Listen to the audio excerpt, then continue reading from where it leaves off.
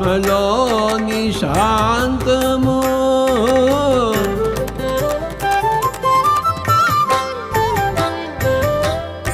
ఆత్మలోని అభయము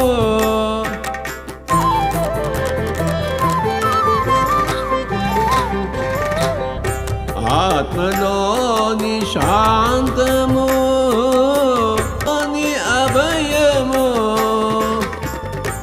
ఆత్మలోని శాంతము. Okay masters, నమస్తే అండి. న్యూ ఎనర్జీ డి రేవతి దేవి గారిది. ఈరోజు 13వ రోజు. మాస్టర్స్ ఇప్పుడు గ్రీడ్ అంటున్నారు, మార్పు అంటున్నారు, 5th డైమెన్షన్ అంటున్నారు. ఇవి అర్థం కాక చాలా మంది సతమతం అవుతున్నారండి. అసలు ఏంటి మార్పులు అంటున్నారు, ఇవి ఏమైపోతాయో బాబో, 3rd డైమెన్షన్లోనే ఉండిపోతారంట, 4th లో ఉండిపోతారంట, కొంతమంది 5th కి వెళ్ళిపోతారంట. అసలు ఎట్లా అనేది చాలా సతమతం అవుతున్నారండి. ఎందుకంటే నాకు వాళ్ళు మెసేజ్లు పెట్టడం కానీ, కాల్ చేయడం కానీ, ఇలా దాన్ని బట్టి తెలుస్తూ ఉన్నది. సో అందుకే మాస్టర్స్ ఈ పుస్తకాలు మనకు అందిస్తున్నారు.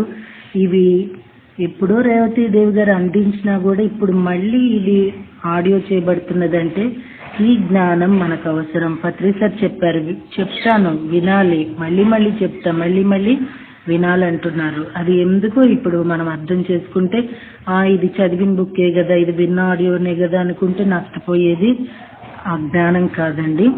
సో ఈ బుక్స్ ఉంటే చదవండి మాస్టర్స్.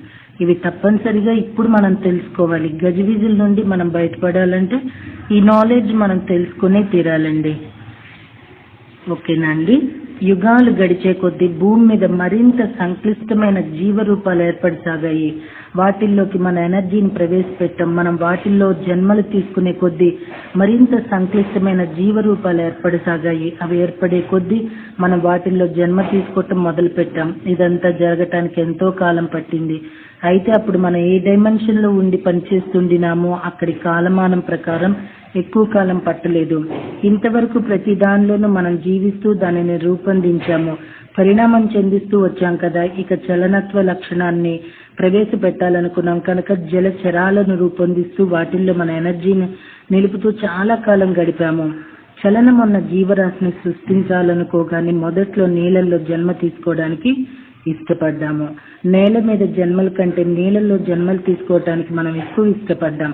ఎందుకంటే నేల మీద కంటే నీళ్ళ ప్రకంపనలు మనకు కాస్త మృదువుగా అనిపిస్తాయి. అందుకే అప్పట్లో భూమి మీద పరిణామం చెందుతూ రూపుదిద్దుకుంటున్న జలచరాల్లోకి మన ఎనర్జీ ప్రవేశపెట్టాము. జలచరాల్లో 2 రకాల జలచరాలు ఉన్నాయన్నది గమనార్హం. సముద్రాల్లో ఈదేవి, సముద్రపు అడుగున నడిచేది, ముందుగా ఏర్పడింది ఈదే జీవులు అంటే చేపలన్నమాట. చేపలని ముందుగా ఎందుకు ఎన్నుకున్నామంటే నీళ్ళలో అవి కదలటానికి ఎక్కువ శ్రమించాల్సిన పని లేదు. ఎక్కువ శ్రమ లేకుండా కాళ్ళు చేతులు ఆడిస్తూ చాలు ముందుకు కదిలిపోతాయి. నేల మీద కదలాలంటే మన శరీరం బరువు మొత్తం మనమే మోసుకుంటూ కదలాలి. నీళ్ళల్లో అయితే మన బరువును నీళ్లు మోస్తాయి, కదలటం తేలిక. ఈ జలచరాలు నీళ్ళల్లో ఉన్న అవి పీల్చేది నీళ్లు, బయటనున్న గాలిని. అన్ని జలచరాల్లోకెల్లా మనకు చాలా ఇష్టమైన జలచర రూపాలు తిమింగిల జాతి చేపలు, డాల్ఫిన్లు. ఆ శరీరాల ఎనర్జీ మనకెంతో నచ్చింది కనుక జీవ రూపాల్లోనే అనుభవాన్ని గడిస్తూ అనుభూతి చెందుతూ ఎక్కువ కాలం గడిపాము. వాటి చిలిపిదనం, సరదాలు మనకు నచ్చాయట. ఆ భౌతిక శరీరాల్లో జన్మించి మన సామర్థ్యాన్ని వెలిబుచ్చాలని మనం ఇష్టపడ్డాము. అందుకే ఈనాటికి ఆ 2 జీవరూపాలంటే మనం ఇష్టపడుతుంటాము అంటారు టోబయాస్. ఇక తరువాతి దశలో నీళ్ళల్లో ఈదలేక నడిచే జలచరాలు రూపొందించుకున్నాం. నీళ్ళల్లోనే సముద్రపు అడుగున నడవడం మొదలు పెట్టాము. అలా నీళ్ళల్లోనే నడక అలవాటైనాక అప్పుడు భూమి మీద బతికే జంతువుల గురించిన ఆలోచన మనలో కలిగింది. ఎన్నో రకాల జలచరాల జీవరూపాల్లో మనం చరించాము. ఇక్కడ చెరువులు, మహాసముద్రాలు మనమే. ఇక్కడ మానవ శరీరాలు తీసుకోక మునుపు వాటిల్లో ఈదాము.